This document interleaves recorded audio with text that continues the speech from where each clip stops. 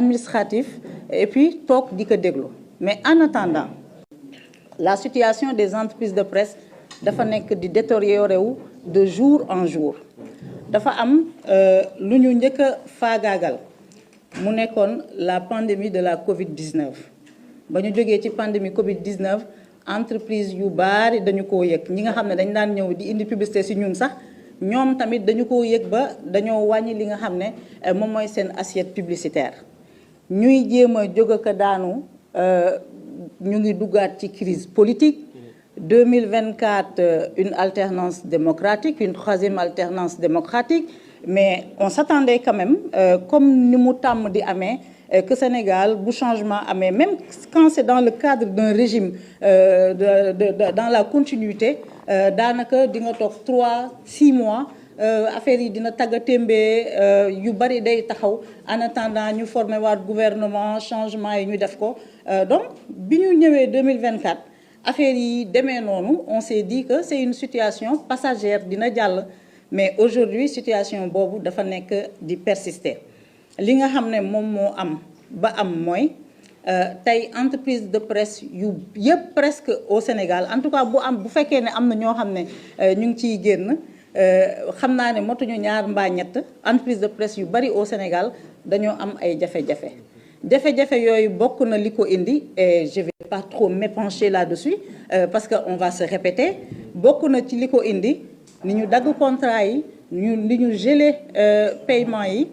ensuite li ñu bannir la presse privée ci wàllu publicité et loolu léegi dafa nekk une réalité bu leer nañ c'est-à-dire la presse privée structure gouvernementale yi nga xam ne ñoo ngi fi man de depuis 10 mois benn structure gouvernementale moo mos a def pub ci man et je pense que def na tuuti ci def na aussi ci yeneen entreprise de presse yi du ñu gis publicité et dañ ñu bannir bannissement boobu dafa dem sax ba je donne un exemple nu mu tudd y a les partenaires financiers et techniques du Sénégal qui accompagnent la DER dans sa communication et la vulgarisation de ses actions mu am un fonds boo xam ne la BIT ak l'AFD Agence française de développement ñoom ñoo ko dégagé pour assurer la partie communication parce que dañoo jàpp ne DER pour mu réussir sa mission communication bi war na jàll ñu gën a xamale li nga xam ne moom mooy DER ba ñuy lancer programme boobu sous la supervision des partenaires techniques et financiers dañoo def appel d'offres ñu war a retenir 5 télévisions pour que ñu compétir plusieurs télévisions disons mais il devait en retenir 5 mu am 5 télévisions yoo xam ne dañu leen tànn par avis d'appel d'offres ñu exécuter la première phase du programme 2023-2024 ñu reconduiraat ñu war a parce que programme bi c'est sur 5 ans ñu war a exécuter la deuxième phase 2024-2025 ñu commencé exécuter ba mois de juin dañoo jékkee-jékki parce que à chaque fois bu ñu amee couverture dañ lay yónnee couverture bi chaque couverture elle est payante selon mu nekk publi reportage de 3 minutes mbaa 5 minutes wala mu nekk un document nu mu tudd un document audiovisuel de 30 minutes donc dafa am tarification donc couverture bu ñu def dans ce cadre là nga xam ne wàllu communication la dañuy fay par exemple pour le bon tey je ne me sens pas bien wax dinaa naan pour le cas de cette TV peut-être que les autres ne sont pas à l'aise pour en parler moi je vais en parler pour le cas de cette TV depuis le mois de juin juillet ñun gisatuñu couverture alors je me suis inquiétée ma ne est-ce que du ñun ñoo deful suñu warugal j'interroge le commercial ñu ne ma ñoom kat joxatuñu couverture ma woote foofu ñu ne ma non du dara c'est juste que bu activité amee dañuy jox la liste des entreprises des télé yi ñuy woo ma ne ko mais vous ne nous appelez plus par la suite dans les investigations que j'ai faites j'ai compris que dañoo jox ordre à la cellule de la communication d'enlever 2 télévisions muy 7TV ak ITV sans raison ma bind leen di leen laaj des explications. J'ai écrit à l'administratrice générale de l'ADER. Je n'ai toujours pas d'explication. Et là, j'ai adressé une correspondance à la BIT et à l'AFD pour les informer que programme bi nga xam ne da ngeen ko teg pour accompagner la communication de la DER te ñu choisir des médias par appel d'offres pour des raisons politiciennes, on a décidé d'exclure certaines télévisions de ce programme-là. Parce que ce n'est pas l'argent de l'État du Sénégal, c'est l'argent des bailleurs. Donc, c'est juste pour wane ne dafa am un bannissement. Maintenant, j'aurais pu comprendre. Les gens, ils viennent au pouvoir, c'est difficile. L'environnement économique est difficile. Mën naa comprendre loolu mën naa comprendre que publicité yi convention yi que même paiement yi tardé mais li ma mënul comprendre mooy mu mel ni dafa am un mot d'ordre un bannissement képp ku ci juum sax ba woo la ne la dama bëgg telle activité nga couvriral ma ko dal na ma ci foire bi passé da ngay jékkee-jékkee rek waa ji annulé lan moo waral loolu. Et léegi nag le problème que ça pose mooy entreprise de presse au Sénégal nga xam ne le marché est très limité ñu partager marché bi entre le privé et l'État du Sénégal l'État qui apporte presque 70% des recettes publicitaires bu loolu bloqué entreprise privée yi nga xam ne tamit ñoom aussi ñu ngi ci ay jafe-jafe ci ay difficultés de trésorerie ñooñu tamit bu ñu wàññee seen publicité vous imaginez que les tensions de trésorerie se feront très persistantes et loolu mën na indi fu mu nekk nii bu ñu ko bañ mën na indi entreprise de presse yi charge yi nga xam ne dañ ci daan faire face presque ñu bari mënatuñu ko mën nañu dem ba assister au Sénégal à la fermeture de grandes entreprises de presse parce que mënatuñu parce que amatuñu recette mën nañu dem ba gis et puis gis nañ ko sax une série de licenciements dans le secteur de la presse parce que tamit am na ñoo xam ne moi je pense que boo yenoo dara nga dem ba mënutoo le courage mooy nga waxtaan ak nit ñi xool nan ngeen di trouver solution parce que xëy na ku mënoon 50 xëy na léegi 10 nga mën gaa yaa ngi xool nan la ñuy yemalee li nga xam ne moom mooy seen bëgg-bëgg yi ci fukk yi nga xam ne moom la ñu dese. J'estime que le gouvernement bi nga xam ne dafa bëgg a promouvoir l'emploi le gouvernement bi nga xam ne dafa bëgg a promouvoir li nga xam ne moom mooy le secteur privé warul toog di seetaan des entreprises de presse di tëj benn par benn te loolu kenn mënu ko justifier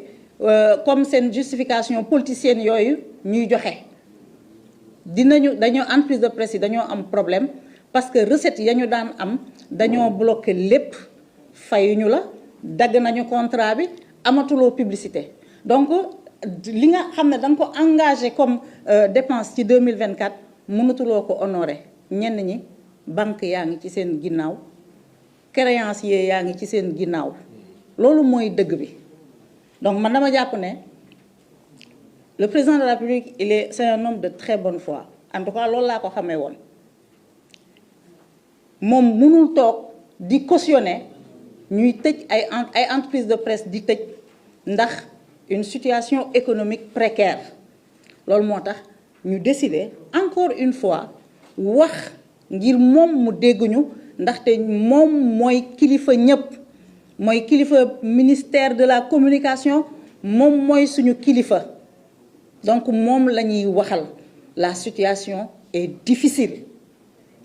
boole ci FADP bii nga xam ne dañ ko daan joxe au mois de décembre gis ngeen dañu ko bloqué sans raison te amul dara lu war a justifier parce que c'est un fonds boo xam ne c'est voté c'est prévu c'est programmé dans le budget les plus téméraires dañuy dem ba ne y a une mise à mort programmée des médias man tey nag je veux être très positive dama leen di may le bénéfice du doute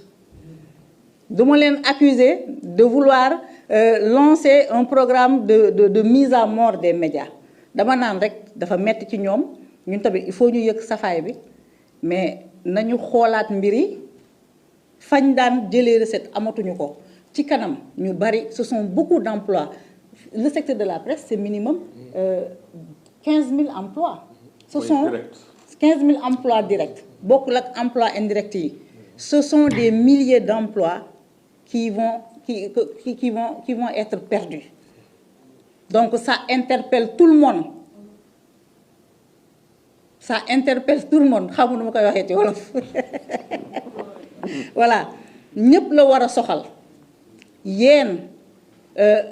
les reporters le personnel le patronat ak ñi nga xam ne wàllu presse ni muy saytoo démocratie daf leen intéressé mais dafa war a intéresser au premier chef le gouvernement du Sénégal au premier chef le président de la République Bassirou Diomaye Faye tey moom la ñu jagleel suñu appel et puis bu la xale tooñee da nga koy boole kilifaam léegi dañuy boole ki nga xam ne moom mooy ministre de la communication Aliou Sall dañ koy boole kilifaam dañoo bëgg a xamal président de la République ne ñun CDEPS taxawuñu ci tànku wut crise taxawuñu ci tànk wut mbiicoo mballoo ci réew mi parce que temps bi ñuy passé nii mënoon nañu ko passer à travailler et à chercher des solutions pour nos entreprises les réunions que l'on fait démarches yi ñuy def yëpp dañoo nekk benn say di ko def parce que dañu nekk di jànkonteel ak une situation de crise économique aiguë donc ku ko wax ne ñii dañoo am agenda lii la ñu bëgg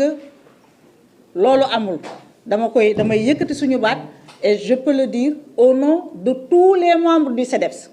muy beneen bi ñu wax président de la République ne ministre de la communication li ñu boole ak moom mooy dañ ko mere xam nga la lañ ko meree dafa ñëw ci secteur boo xam ne ñun ñoo ko moom parce que les hommes passent le secteur de la presse ñun ñoo ko moom ñoom dañoo ñëw rek pour un temps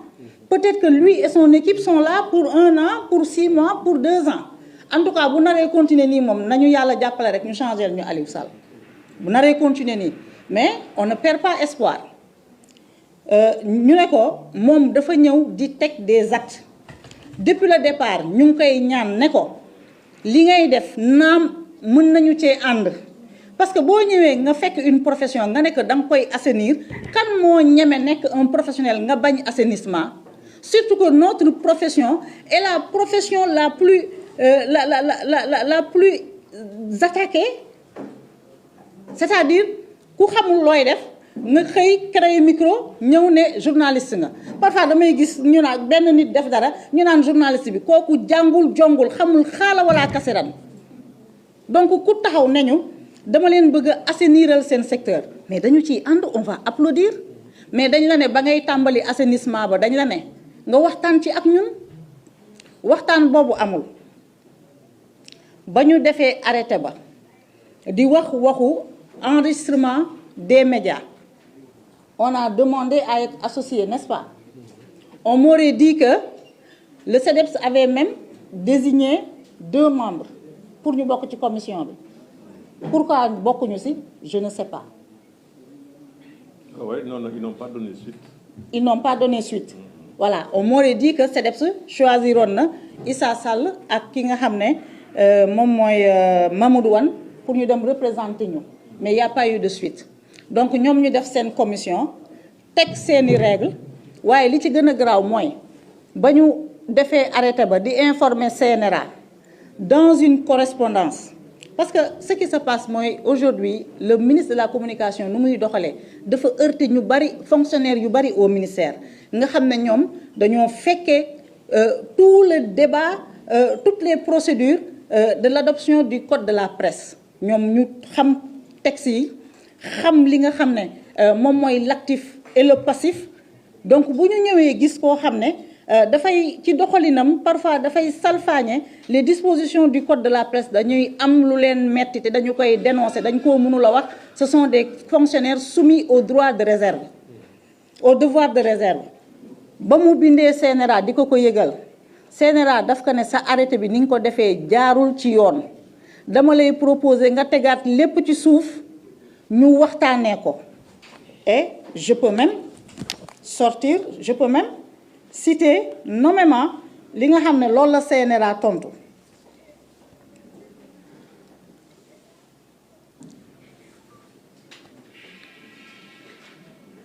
CNRA daf ko ne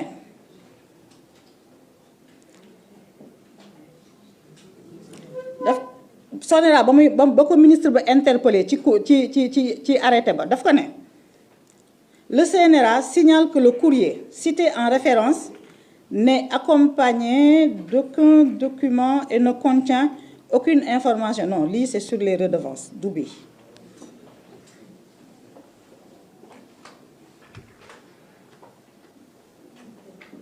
voilà ba mu bindee ministère dafa bind CNRA di ko laaj mu désigner un membre bu war a bokk ci li nga xam ne moom mooy commission bi war a saytu enregistrement des médias yi. CNRA gannaaw ba mu ko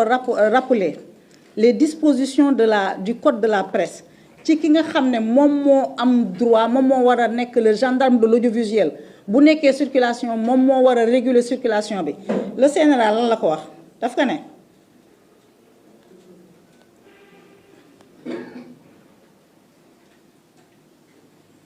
ba mu ko rappeler les dispositions du code de la presse daf ko ne daf koy recommander au ministère de la communication mu rapporter l'arrêté numéro 02 44 62 du 1er octobre 2024 portant création et fixant l'organisation et le fonctionnement de la commission d'examen et de validation de la déclaration des entreprises de presse du Sénégal ou de le reprendre ou de surseoir tout simplement à son application. Parce que l'arrêté viole de nombreuses dispositions du code de la presse. te mën naa citer rapidement quelques dispositions dont l'article 135 bi ne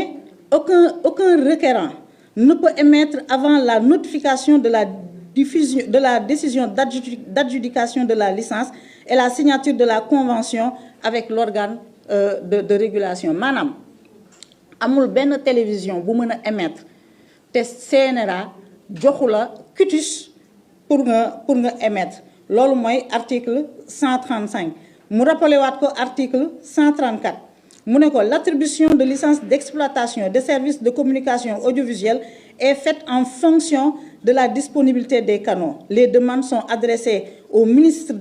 chargé de la communication qui les transmet à l'organe de régulation pour instruction du dossier. Celui-ci requiert l'avis consultatif de l'opérateur de diffusion maanaam TDS. Dossier boo bëggee licence wala canal de diffusion da ngay adresser courrier bi au ministère de la communication mu transmettre ko CNRA moom mu joxe avis et puis daf ci boole ñi nga xam ne ñoom ñooy waa télédiffusion de Dakar du Sénégal. CNRA waxaat ko ne ko à ce jour bépp télévision boo xam ne dafa am une convention avec l'organe de régulation ministère de la communication daf ko war a fournir d'office une autorisation. Parce qu'il faut dire, beaucoup de télévisions, elles ont les conventions, elles ont le quitus et le go du CNRA, elles ont signé les contrats avec TDS, mais jotuñu sacrifié au rituel de l'autorisation du ministère de la communication. Donc CNRA ne ko pour remédier à cette situation-là bépp télévision conventionnée da nga ko war a jox d'office te ministère dafay teg ay règles ba pare di ko violer. Parce que CNRA adressé na aux médias un courrier bu ñu naan toutes les télévisions conventionnées nañu dem déposer au niveau du ministère de la communication une demande d'existence légale en vue de la signature de l'autorisation par le ministre de la communication, et c'était pour un délai de 30 jours. À l'époque, on avait dit au niveau du CEDEPS lii daal piège la. Pourquoi est-ce que ñu war a dem di déclarer waat ci ministère alors que on a pignon sur rue? Beaucoup de nombreuses télévisions ça fait 22 ans ñu ngi fi. Les télévisions ont sacrifié à ce rituel-là. Donc ministre de la communication dafa ignorer tout ce qui est injonction du CNRA ci wàllu boobu dem teg arrêté am cet arrêté ñun songu nañu ko fële nga xam ne mooy au niveau de la Cour suprême. ñu ñëw ci li nga xam ne moom mooy wàllu redevance bi pour montrer que ministère de la communication moom démarche unilatérale la am nekkul dans une dynamique de concertation te dans une lettre bu ko CNRA adressé CNRA mu ngi koy invité à apaiser le secteur et à ouvrir un dialogue des concertations pour que ñu mën a trouver des solutions mu adressé ko une lettre di ko naan dafa bëgg a xoolaat li nga xam ne moom mooy redevance yi waa CNRA ne ko redevance yi dañu ko commission tripartite moom moo ko fixé muy ministère de la communication muy le CEDEPS ak l'organe de régulation balaa nga ciy def dara da nga war a dem laaj l'avis de l'organe de régulation ministère bi xaarul loolu xam nga CNRA bu waxee loolu ça veut dire que CNRA d'accordul ci démarche bi ministère bi xaarul loolu dafa dem génnewaat arrêtéem fixé li nga xam ne moom mooy les redevances alors que muy cahier de charge yi ñu signé en 2021 muy convention yi ñu signé en 2021 avec le CNRA dañu ko toog liggéey ko point par point phrase par phrase dañu ko construire brique par brique ça nous a pris presque 1 mois entre ñun CNRA président Babacar Diagne mi ko jiite woon ak le ministère de la communication donc loolu bu amee boo ñëwee nga bëgg a def ay réformes dans le secteur mais da nga ci àndaat ak ñi nga xam ne ñoom ñoo nekk ci secteur bi ñun lii lañ koy reprocher parce que ci wàllu arrêté bi mu teg pour l'enregistrement des médias mais tous les gens qui se sont enregistrés ils se rendent compte que y a des dispositions qui ne sont pas conformes au code de la presse mais terewul ministère bi dafa continuer dans sa volonté mu invité à un atelier sur la réforme du code de la publicité ñaata yoon ay année ñu ngi naan nañu réformer le code de la publicité ñun ñoo ko njëkk a wax ñun ñoo ko gënoon a bëgg parce que code de la publicité ni mu taxawee dafa défavorable pour les entreprises de presse privée mais bu demee bay def atelier yaa xayti mais invité le CEDEPS bu ñu waxee ñu ne ñu invité nañu CAP man nag je veux bien comprendre quand on invite la CAP pourquoi le CEDEPS n'y va pas ñun fekkewuñu on nous a pas adressé de correspondance les choses se sont faites sans nous dafa am maxime bu ne tout ce qui se fait sans moi se fait contre moi parce que ñun ñoo moom secteur des médias bu amee bépp décision buñ ci war a jël dañ ci war a concerté wu ak ñun même bu fekkee ne on reconnaît du point de vue de la loi que le dernier mot revient au ministre de la communication et le ministère de la communication mu ngi continuer dans cette dynamique de démarche unilatérale et sectaire di continuer ay activités am mu laisser en marge ñi nga xam ne ñoom ñooy les professionnels des médias lii moo ñu boole ak moom ñun ba ñu nee dañ ko adressé demande d'audience ñoom dañ ko weddi nee nañ jotuñu demande d'audience nous on va sacrifier au formalisme à la française ndax ñoom ay France naabe lañu xam naa dinañ leen bind lettre dinañ ko bind lettre ne ko dañoo bëgg a waxtaan ak yow bu ñu tontoo daañu dem waxtaan ak moom ci njëkk ak teraanga xamal que li nga xam ne moom moo ñu metti ci façon bi mu gérer secteur am bu ñu tontuwul s'il n'y a pas de suite aussi on en informera ñi nga xam ne ñoom ñooy kilifa nguur gi ñu xam ne ñun kat li nga xam ne moom mooy suñu cër def nañu ko ndax ministère bi mënul fekk le code de la presse mu réguler le secteur moom mu ñëw ci taxawaayam ak ci ay jëfam bëgg a déréguler le secteur te ñoom bu ñu demee ci kilifa yi dañ leen di présenter la situation autrement bu ñu demee ci kilifa yi dañ naan non ñoom dañ leen wax ñu enregistré wu ñu bañ bëgguñu respecter le règlement ils veulent continuer à piétiner li nga xam ne moom mooy les textes loolu amul ñun ñoo gën a bëgg a respecter règlement bu ñu woowee ci respecter règlement dañu ciy ànd ak moom waaye ñoom j'ai l'impression que ñoom dañoo ñëw avec un biais genre nu mu tudd les conquérants venus de l'Occident ñëw war ñoo defal une mission civilisatrice dans le secteur de l'audiovisuel man c'est l'impression qu'il me donne parfois di jaay Zorro non mais c'est vrai c'est l'impression qu'il me donne parfois yow xam yéen miinu leen xam nga nit sax mun nañu jël Mamadou Ibra Kane bi ñu nommé ko ministre des forces armées il a juste besoin d'un temps d'apprentissage mu commencé xam nan la ñuy toojee commencé xam ràññee grade yi kan mooy général de brigade kan mooy général d'armée mais ñàkk a xam secteur terewul nga mën a doxal secteur boobule. mais yéen boo leen ñëwee pour la plupart vous ne connaissez pas le secteur des médias yéen a ngi woon dëkku Macron xamu leen secteur des médias boo leen ñëwee mais def leen concertation woo leen nit ñi ubbeeku leen ci nit ñi c'est la première fois je le disais la dernière fois fii le rituel mooy ministre de la communication bu ñëw jël service da ngay gis mu woo médias yi def tournée waxtaan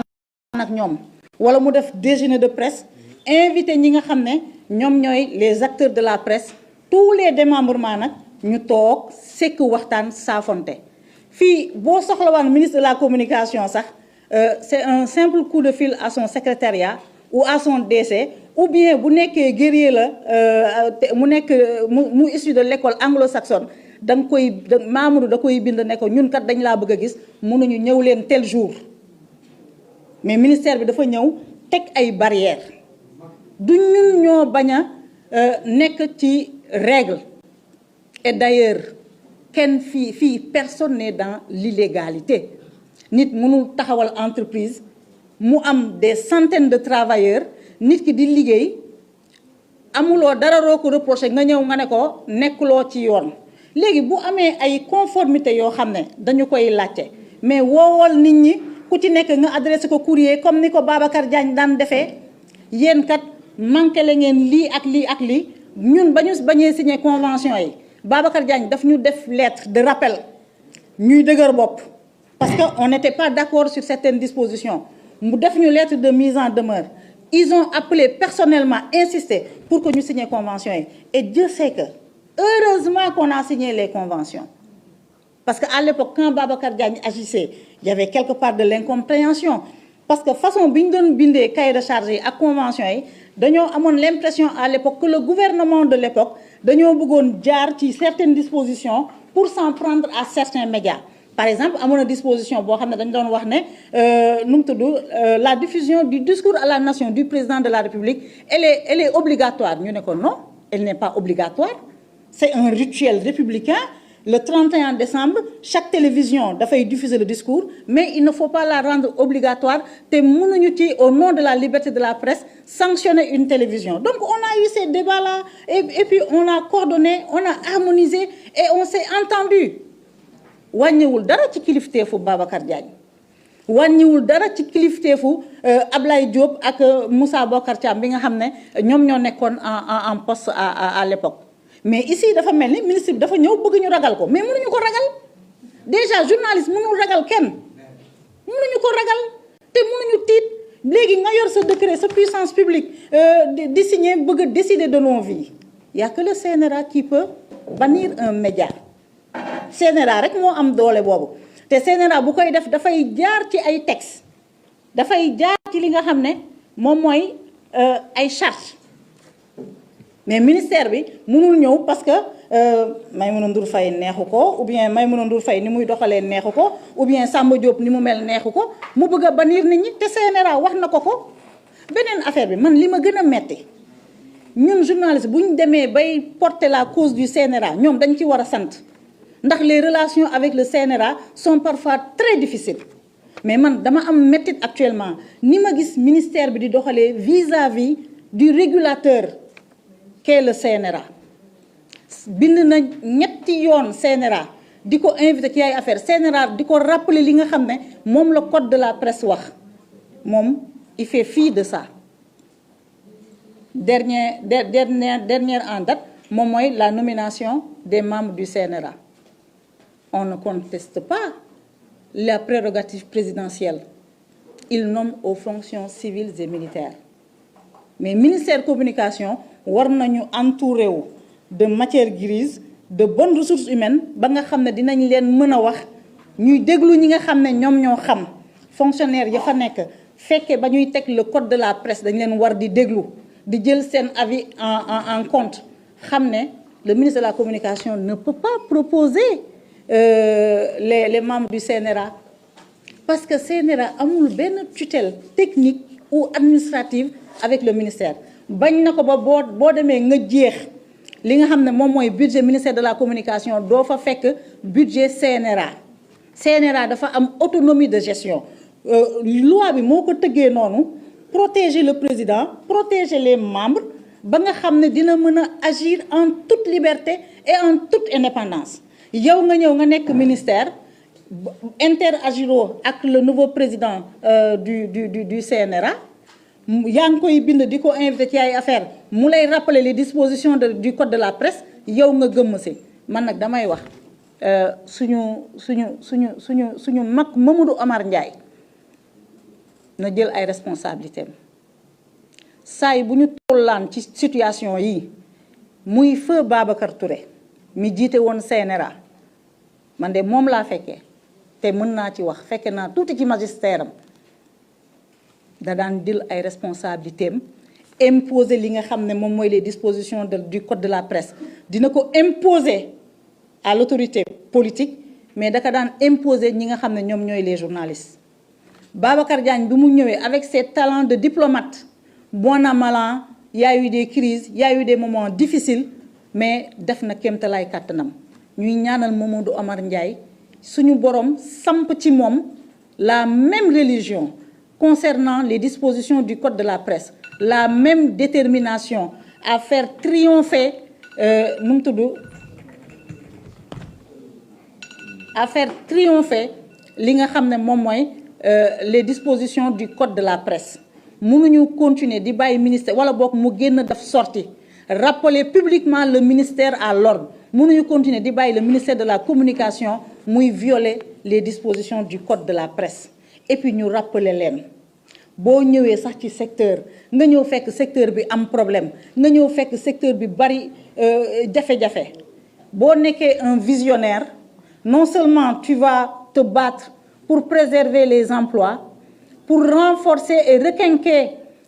ñi nga xam ne ñoom ñooy les entreprises waaye di nga indi confiance boo xam ne dina dox sa diggante ak waa secteur parce que aujourd'hui la confiance n'est pas au rendez-vous ministère lu mu yëkkati rek nous on doute et peut-être parfois à tort parce que y a pas le lien de confiance entre ñun ak moom man tous les actes du ministère et bari naa ci morom toujours dañuy foog ne c'est une façon de domestiquer la presse donc confiance amul moom kilifa la suñu borom moo ko teg fi mu nekk kenn rëññewul nu mu tudd son autorité mais dañu koy inviter à se concerter surtout que nag dafa hériter d'un département boo xam ne bu ñuy wax démocratie foofu la ëppee ñun nous sommes des pionniers de la démocratie de la liberté de parole de la liberté d'expression kenn mënul ñëw noppiloo ñu mbaa nga noot ñu mbaa nga mel ni gendarme di ñu doxloo ci sa symphonie mënta nekk secteur bi tension rek lay am et j'estime que le ministre de la communication il est venu au Sénégal pour prendre ce poste-là pour prendre fonction mais ñëwul rek pour demaat ñu fàtte ko j'espère que lui il a envie de marquer la mémoire collective des acteurs des médias parce que li mu yëkkati nii am na ci lu ci bari lu baax bu fekkoon ne moom daf ci ànd ak concertation ak ouverture ak yaatuwaay mu yëkkati les réformes ànd seeg acteurs yi mais dinañu toog ne Aliou Sall de ba mu ñëwee ci département bi vraiment def na jéego yi ni ñu mënul a fàttee le passage de Babacar Touré mënuñu ko tolloo léegi Babacar Touré nag dimension yi sax du benn mais kenn ci ñun nga nekk xale nga nekk mag amul benn journaliste bu mën a fàtte le passage de Babacar Touré parce que c'est un homme qui a su prendre ses responsabilités qui a marqué le Sénégal en tant que journaliste en tant que patron de médias en tant que acteur de la presse mais qui nous a marqué aussi en tant que président du CNRA Babacar Touré daf lay woo remettre la à l'ordre daf la un rappel à l'ordre nanguwul jël directement sanction mais ministre de la communication boo ñëwee ci secteur na inspiré wu de ces hommes là Mamadou Omar Ndiaye mais daf ko war a woo waxtaan ak moom concerté wu ak moom ñuy waxee ci benn kàddu y a possibilité que CNRA accompagner le ministère dans sa volonté de réforme, il y a possibilité que le CEDEPS, la Convention des jeunes reporters, le SYNPICS, le CORED, ñoom ñëpp accompagner le ministère. Pourquoi pas mu inviter ñu à un séminaire ñu waxtaan concerté wu et puis on va taire li nga xam ne moom mooy les tensions. Mais Aliou Sall bu mu jëlee fonction ba tey secteur média yi kenn amul jàmm man problème redevance yi ba mu ko yëkkatee sax dama ne gars yi dafa bëgg a yokk redevance yi pour asphyxier ñu. En réalité ils ont revu le montant un peu à la baisse boo nee da ngay assainir woo ñu ànd seek yow mais yow nga ne da ngay assainir nga jël métier bi dàq ñi nga xam ne ñoom ñoo légitime ba pare bëgg a dugal bëgg a wut porox ndoll boo xam ne da nga fay dugal ñoo xam ne amuñu légitimité.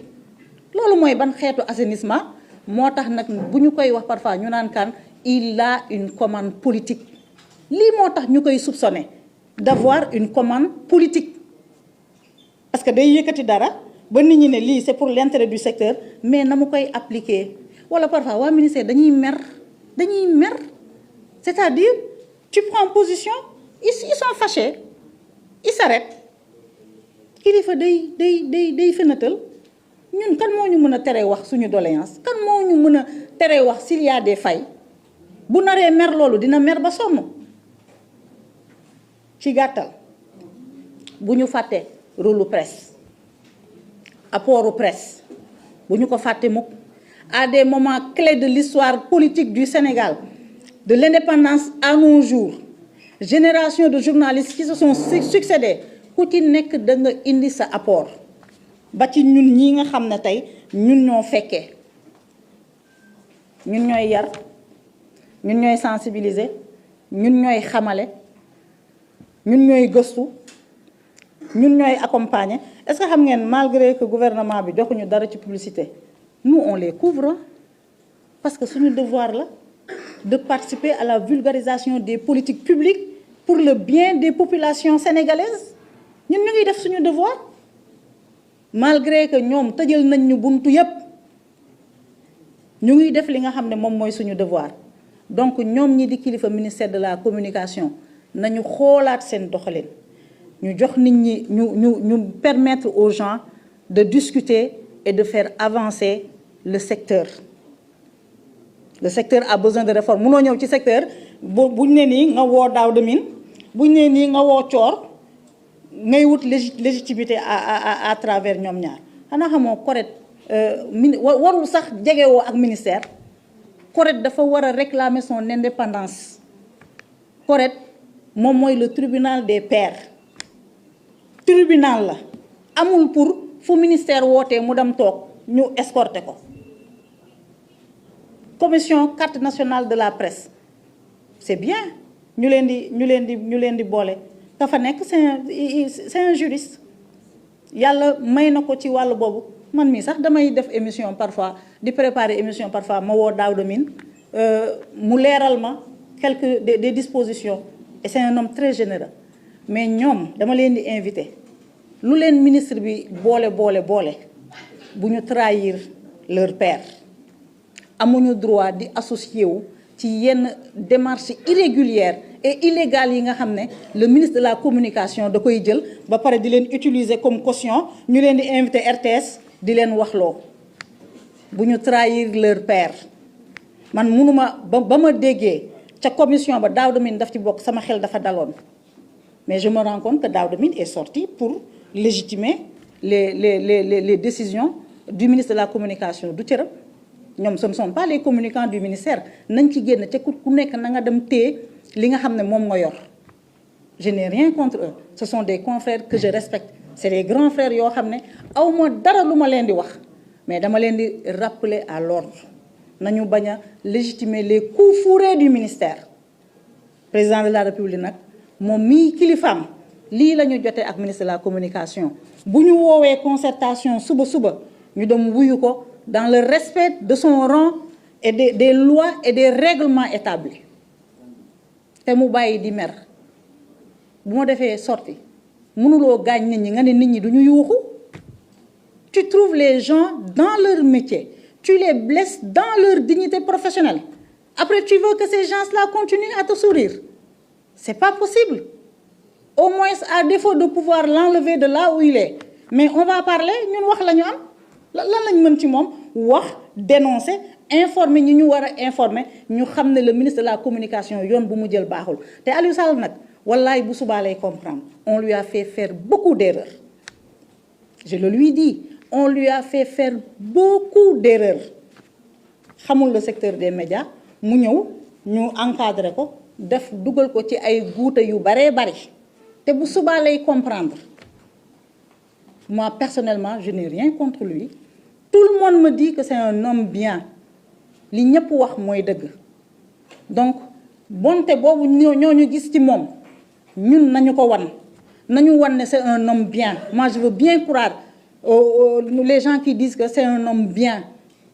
nañu wan bonte boobu te mu bañ a bàyyi rek ay faucons entouré ko di ko def loolu ne c'est son passage au ministère qui va être compromis parce que nous sommes les témoins du présent. Moi, j'aurais bien aimé pouvoir dire que, écoutez, sous le magistère de Aliou Sall, premier gouvernement du président de la République, Bassirou Diomaye Faye, on a connu les plus grandes avancées dans le secteur des médias. Moi, j'aimerais bien dire ça. Et je ne désespère pas de pouvoir le dire un jour. Parce que moi je suis honnête et transparente dans ce que je dis. su ma jàppoon ne tey waa CDEPS bu ñu nekkoon ci lu leen neex ma jàpp ne le ministre il est dans son rôle il est dans son bon droit xëy na ñun dafa am ñu bëgg a jouer moi je me démarque damay démarqué wu dem vers moom mais pour le moment moi je ne me démarque pas je suis solidaire des actes posés par le CDEPS et je rassure les journalistes situation médias yi dafa tëddee noo xam ne ku ci nekk parfois da ngay am agenda bu serré ñenn ñi dañuy tëdd suba teel la ñuy fanaan la ñuy tëdd ku mel ni Birane Ndour il s'est fait remplacer il s'est fait représenter par monsieur Wane le manager général de TFM Nafi du groupe Leral mon ami Pedre Ndiaye point actu alors Sidibé de la presse Soumaré pardon de la presse étrangère Pauline Thiam des médias loolu moo tax parfois ñenn ñi duñu mën a ñëw on comprend les agendas ñi nga xam ne ñoom ñoo disponible dañuy ñëw mais tout le monde est solidaire des actes légaux posés par le CDEPS. arrêté ba la ñuy yóbbu fële nous sommes tous solidaires ñun ñëpp ñoo décidé ne dañuy songu arrêté bi parce que l'arrêté est illégal c'est important de le dire au lieu nag que ministère bi ñuy jéem a wut les voies et moyens de diviser la corporation Aliou Sall ci mbaax bi ko ñëpp di waxal na boole corporation bi personne ne peut créer ici un patronat plus légitime que le CDEPS. CDEPS c'est le seul patronat légitime à ce jour kenn mënul contourner CDEPS tous les organes sont représentés sont membres du CDEPS ba ci les organes du privé c'est bien nag du public c'est bien nag mu am benn mu am benn nu mu tudd benn effervescence ci secteur des médias gars yi constitué wu en association mais ñu constitué wu en association yëpp ils sont membres du CDEPS. ñu leen di jaajëfal. Merci beaucoup.